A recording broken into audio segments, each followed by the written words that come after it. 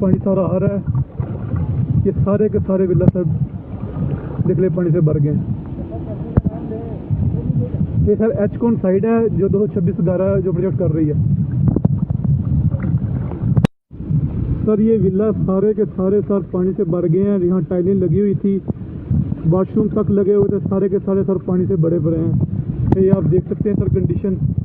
पानी सर बिल्कुल out of control है, पानी का बहाव बहुत ज़्यादा है। ये यूएनई वाली साइड से सर पानी सारा आ रहा है।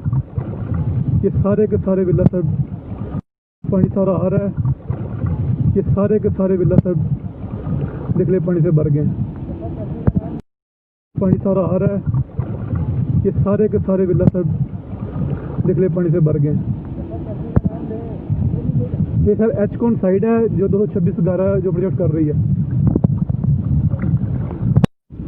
सर ये विला सारे के सारे सर पानी से भर गए हैं। यहाँ टाइलें लगी हुई थी, वॉशरूम तक लगे हुए थे, सारे के सारे सर पानी से भरे पड़े हैं। ये आप देख सकते हैं सर कंडीशन। पानी सर बिल्कुल आउट ऑफ कंट्रोल है, पानी का बहाव बहुत ज़्यादा है। ये यूएनई वाली साइड से सर पानी सारा आ रहा है।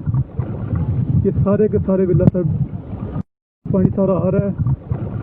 ये सारे के सारे विला सर निकले पानी से भर गए।